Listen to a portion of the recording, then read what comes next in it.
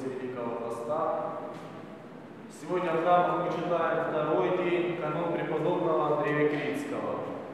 Канон этот называется «Покаянным», и уже в церкви он читается более чем 1200 лет, призывая наши души все к большему покаянию. Преподобный Андрей Критский написал этот канон как раз для того, чтобы он служил нам как некая мазь, как некое врачество для нашей души. Те слова, которые в нем мы слышим, они всегда обращены именно к душе. Не как к самому человеку, а как к нашей душе, как к некому органу, который отдельно от нас существует и отдельно творит свою судьбу. Но на самом деле душа находится в самих нас. И этот канон служит для того, чтобы пробудить наши чувства, пробудить нашу совесть, пробудить наши мысли и заставить нас задуматься о том, что совершаем мы в жизни, какие поступки. Каких поступков в нашей жизни больше, каких поступков меньше. Переходим ли мы на сторону добра или все чаще остаемся на стороне зла?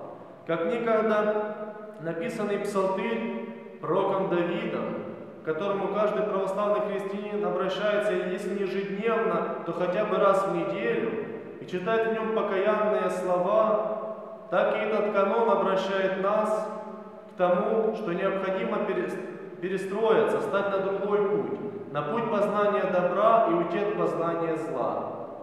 Покаяние – это великий дар Творца. Господь не губит нас за наше согрешение, но дает нам возможность каждому не только убрать эти грехи из нашей совести, из нашей души, но дает возможность к тому, чтобы полностью исцелиться и больше так не совершать, через полное понимание своей жизни, через осознание ее.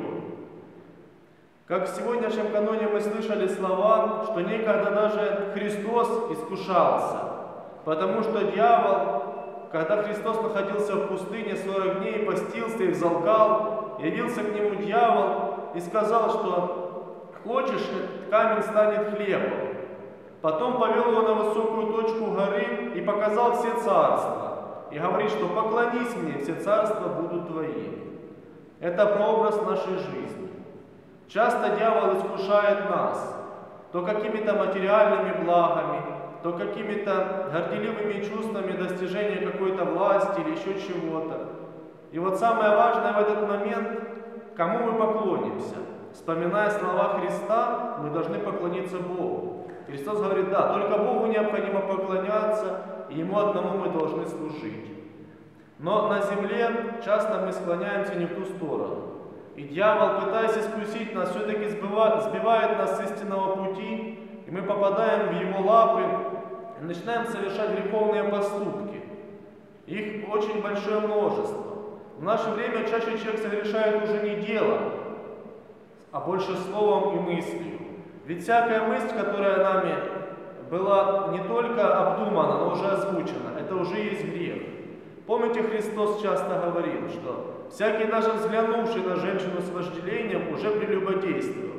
То есть всякая мысль, которая нами принята в сердце, она уже совершена и уже считается грехом. А ведь таких мыслей у нас множество в течение дня. Но Господь милосердный ждет каждого из нас, как Отец ждет своего блудного Сына, ждет Его возвращения, так и Господь ждет нас. Он ждет, когда же мы придем для того, чтобы принести достойные плоды покаяния. А что такое есть покаяние?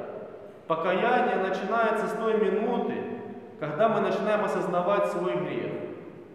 Когда мы начинаем понимать, что это плохо, и начинаем дальше от него отходить.